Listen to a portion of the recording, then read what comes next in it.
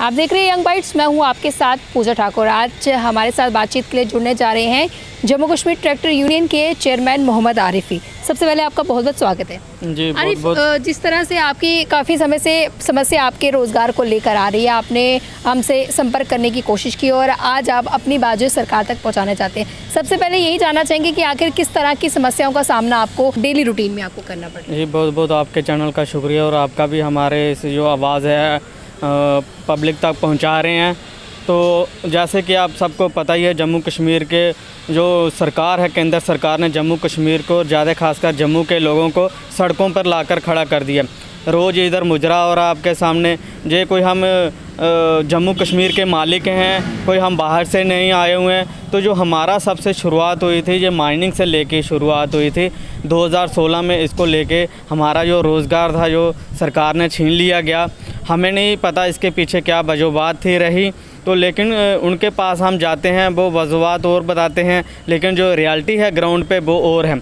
आज भी उसी तवी से उतनी ही टन से जो मटेरियल है या जो कैपेसिटी है उसकी, वो उससे ज़्यादा उठ रहा है। जब से इन्होंने माइनिंग बंद की हुई है रेत बजरी, उससे हमसे को ये है कि जो हमारा जो नुकसान हो रहा है, आम गरीब को नुकसान हो रहा है। बंद होने की वजह से कितना ज़्यादा नुकसान आपको रहा है और पहले किस तरह से आपका काम चलता था? जब से ये बंद की गई है, कितना इफेक्ट आपके काम पर हो रहा है?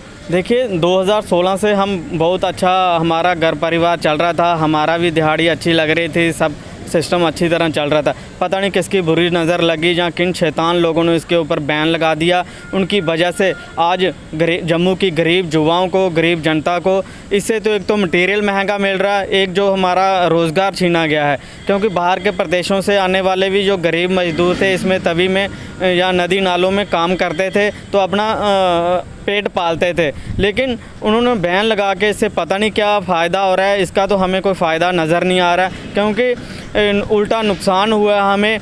तो हमारे जो लाखों रुपए लगा के हमने लोन पे ट्रैक्टर लिए थे या टिप्पर लिए थे, आज वो घर में खड़े हैं। सरकार की गलत नीतियों के कारण आज हमें दर दर भटकना पड़ रहा है। अब हम और भी कोई काम नहीं कर सकते, तो लिहाजा जे सरकार ने देखना चाहिए कि जनता की सहूलियत के लिए होती है जो सरकार होती है, जो वोट करती है जम्मू की जनता, लेकिन वोट जो है वो जम्मू की जनता करे। आपका इसी काम पर सारा गुजारा चलता था, यही रोज़गार कमाने का? जी बिल्कुल, यही रोज़गार था हमारा। हम ड्राइवरी करते थे, लेबर वाले भी होते थे, 4 आदमी साथ में काम करते हैं लेबर में ट्रैक्टर के साथ।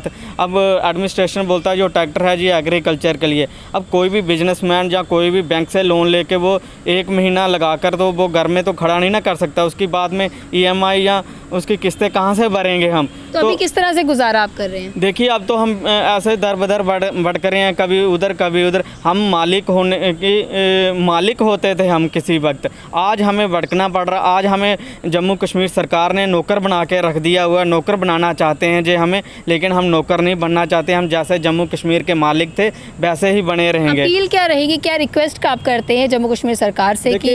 देखिए, रिक्वेस्ट तो हम 2016 से कर रहे हैं, अभी तक हमारी एक भी बात नहीं सुनी गई। लेकिन जो जम्मू को रिप्रेजेंट कर रही हैं पॉलिटिकल पार्टियां, उनका भी इसमें बहुत बड़ा योगदान है, क्योंकि वो लोग हमारे लिए बिल्कुल आवाज़ नहीं उठाते। जब वोट के इलेक्शन के टाइम आते हैं, वो बड़े बड़े सपने हसीन दिखाते हैं और वोट ले जाते हैं। अभी आपकी क्या अपील है, आप अपना बताइए। जी, हमारी तो अपील यही रहेगी कि जो आम युवा है जम्मू का, इनको रोज़गार मिलना चाहिए। और केंद्र सरकार से भी और गवर्नर इंतज़ामिया से भी हमारी यही गुजारिश रहेगी कि इससे जो नुकसान हुआ है, जो बेरोज़गार युवा हुए हैं, आज वो बिल्कुल सड़कों पे खड़े हैं, उनको घर चलाने में मुश्किलात हो रही है। और ऐसे जो गलत कामों में पड़ रहे हैं, कई युवा हमने देखा जो अच्छा वाला काम करते थे, कोई पंचर का काम करता था, कोई ढाबे का पे काम करता था, कोई लेबर का, कोई क्रशर पे काम करता था, कोई डंपर चलाता था, लेकिन आज वो गलत रास्तों में चल रहे हैं। इससे क्या नुकसान हो रहा है कि वो चिट्टा ले रहे हैं और जो गलत नशे हैं वो, क्योंकि हरासमेंट हो रहे हैं ना, उनको कोई रास्ता नहीं दिख रहा है। आपकी यूनियन के साथ जो और भी जुड़े हैं, उनकी तरफ से भी आप